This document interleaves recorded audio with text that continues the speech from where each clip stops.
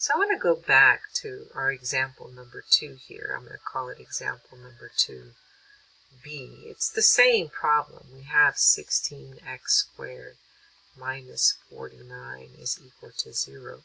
I wanted to show you a different way of solving this particular problem. What I'm going to do is start to get x squared by itself. So I'm going to add 49 to both sides. And we see that we have 16x squared is equal to 49. And I'm going to divide both sides by 16. So notice we're doing fine. We can do all these things. We're going to get x squared is equal to 49 over 16. And all we have to do now is solve for x. Well, we can use what we call the square root property. And what the square root property says is this. If you have x squared is equal to some number, then you can take the square root of both sides. But remember, it could be positive or negative, and then it will be the square root of that number. So just to give you a quick example, if we had x squared is equal to 25, we can take the square root on the left side and the square root on the right side. On the left side, the square root and the square undo each other. And on the right side, I got to remember to put that plus or minus and then do the square root of 25, which is 5.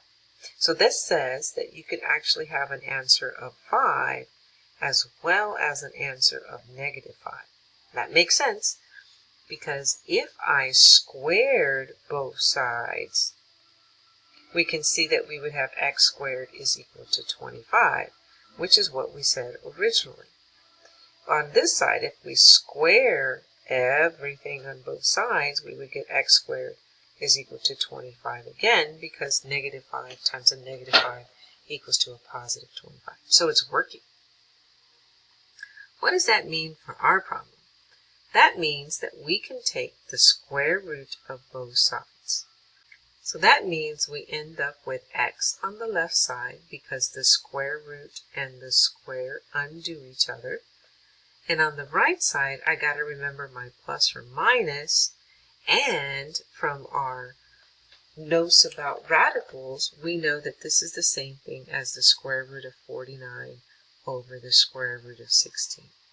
So working it out further, don't forget your plus or minus. The square root of 49 is 7 over the square root of 16, which is 4. So this means that we have a solution set with two answers. One of them is 7 over 4, and the other one is negative 7 over 4, which we see is the same thing that we found up above. Now the cool thing about square root property is that we don't have to remember how to factor stuff that doesn't work. So moving on to example number 3, let's say we have something that looks like x squared plus 36. And we say that's equal to 0. So again, we can try factoring and realize we can't factor in our traditional style. But what we can do is we can subtract 36 to both sides. And we're going to get x squared. The 36 became 0. And on the other side, I have a negative 36. We can use our square root property that says take the square root on the left, take the square root on the right. But don't forget, you're going to get x on the left, and you're going to get plus or minus the square root of negative 36 on the right side. We can simplify this. Good thing we took notes about how to take the square root of a negative number, and we're going to find that our x is equal to a positive or a negative 6i. Don't forget, we can rewrite this as the square root of negative 1 times the square root of 36. That's where that I came from, and the square root of 36 is 6. So what this says, we have two answers. One of them is positive 6i, and the other one is negative 6i. Now remember what we did at the very beginning. We kind of mentioned that, yeah, we could factor x squared plus 36. By thinking of it as complex numbers, we would have like x and 6i and 6i, and one of them positive and one of them negative. These would be our complex conjugates. We can do FOIL real quick just to see if this is true. We would get x squared.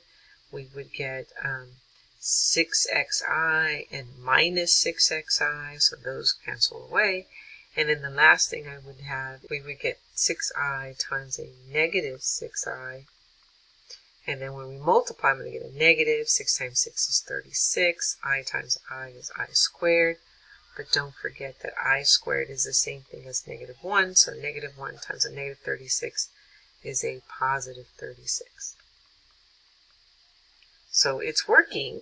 And that's how we would get x squared and the positive 36. So then we can use the zero product property and say, okay, well, since these two guys multiply and equal to 0, then x plus 6i can equal to 0, or x minus 6i can equal to 0. And then I can start solving my normal way. Subtract 6i to both sides, I get negative 6i, so we're getting this answer. And if I add both sides 6i, I get x is equal to a positive 6i, then I get my other value.